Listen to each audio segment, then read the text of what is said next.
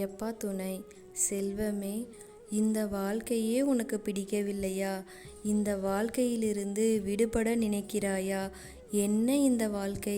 இந்த வாழ்க்கைக்கு பதிலாக வேறு ஏதாவது ஒரு நல்ல வாழ்க்கை எனக்கு அமைந்திருந்தால் நான் எவ்வளவு சந்தோஷமாக இருந்திருப்பேன் என்றுதானே ஒவ்வொரு நாளும் உன்னுடைய வாழ்க்கையை நினைத்து சலித்து கொண்டிருக்கிறாய்.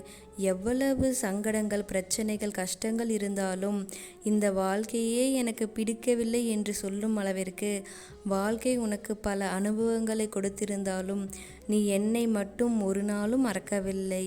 என் சாயப்பா எப்படியாவது எனக்கு உதவி செய்வார், எனக்கு ஒரு நல்ல மாற்றத்தை கொடுப்பார், என் வாழ்வு மகிழ்ச்சிகரமான வழியில் செல்ல அவர் எனக்கு உதவி செய்வார் என்று ஒவ்வொரு கணமும் என்னை நம்பி இருக்கிறாய்.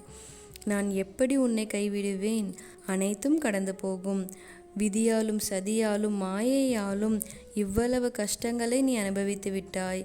இதுவும் கடந்து போகும். நீ வாழ்க்கையில் எடுத்த பல அவசர முடிவுகளால் தான் உனக்கு இந்த நிம்மதியற்ற சூழல். எதையும் நம் வாழ்க்கைக்கு இது சாத்தியமா, இது நமக்கு பொருந்துமா என்று 1க்கு 100 முறை நீ யோசி. அதன் பிறகு இதுதான் உன் முடிவு என தீர்க்கமாக அதில் நிலைத்து நில். எப்பொழுதும் குழப்பத்தில் இருக்கும் மனநிலை என்பது மிகவும் ஆபத்தானது. முடிவு எடுப்பதில் குழப்பம் என்பது உனக்கு நீயே அறியாமை என்னும் வலையில் மாட்டிக்கொள்வதற்கு சமம். அதை எப்பொழுதும் உன் மூச்சை திணற வைக்கும். அதுபோலவே தான் எப்பொழுதும் சாந்தமாகவே இரு. எதற்கெடுத்தாலும் கோபம் வருகிறது. அது எதற்காக என்பதை என்னிடம் கேள்வியாய் கேட்டாயல்லவா? இப்பொழுது அதற்கு பதில் கூறுகிறேன், கேள். அதற்கு ஒரே ஒன்று மட்டும்தான் காரணம்.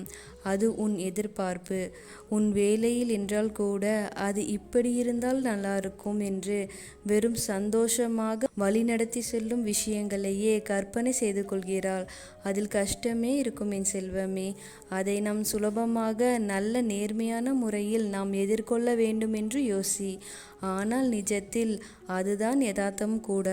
வாழ்க்கை என்பது சந்தோஷமும் கஷ்டமும் நிறைந்தது என்பதை புரிந்து கொள்.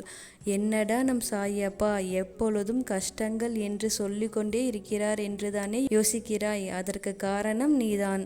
என் பிள்ளை சந்தோஷத்தில் சிரிப்பு வருகிறது, ஆனால் இதே கஷ்டத்தில் என் பிள்ளையான நீ கலங்கி போய் நிற்கின்றாயா? அதனால்தான் இரண்டுமே ஒன்றுதான் என்று நான் உன்னிடம் சொல்லி உன்னை வழி நடத்துகிறேன். அதற்காக கஷ்டத்தையே நினைத்து கொண்டு உன் நிம்மதியை நீ இழக்க வேண்டாம். எப்படி சந்தோஷம் மறையுமோ அதே போல்தான் கஷ்டமும் வந்த இடம் தெரியாமல் ஒரு நாள் மறைந்து போகும்.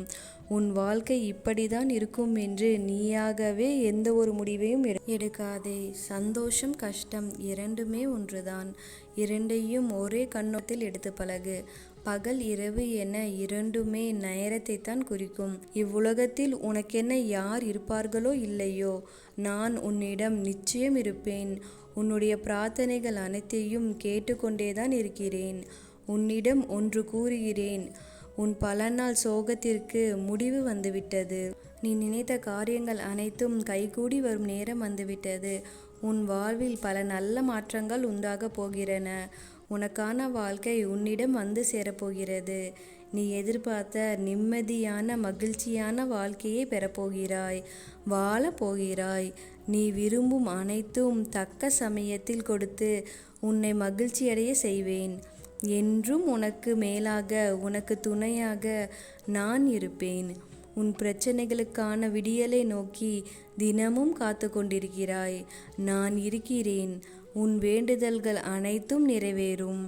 கடந்த காலங்கள், இழப்புகள், ஏமாற்றங்கள், காயங்கள், தோல்விகள் எல்லாமே மறந்து போகும் அளவிற்கு நான் உனக்கு மிகப்பெரிய மகிழ்ச்சியை தரப்போகிறேன். உன் வாழ்க்கையை நிச்சயம் அழகான எதிர்காலத்துடன் பொற்காலமாகத்தான் இருக்க போகிறது. நீ நினைத்தது போன்ற வாழ்க்கை உனக்கு கிடைக்கப் போகிறது.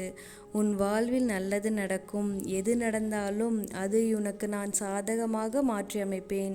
நினைத்து பார்க்க முடியாத அதிசயம் அரங்கேற போகிறது. உன்னை தூக்கி எறிந்தவர்களிடம் தலை நிமிர்ந்து சொல், உன்னிடமிருந்து நான் தப்பித்து கொண்டேன் என்று. யாரை நினைத்தும் நீ கவலை கொள்ளாதே. ஊரே பகையானாலும், புரியாமல் போனாலும், புரிந்து கொண்டு நகைத்தாலும், எதை நீ பெற்றாலும் எதை நீ இழந்தாலும் நல்ல காலம் வரும் என்று நம்பி இரு என் செல்வமே. தாயப்பா இருக்க பயம் ஏன்?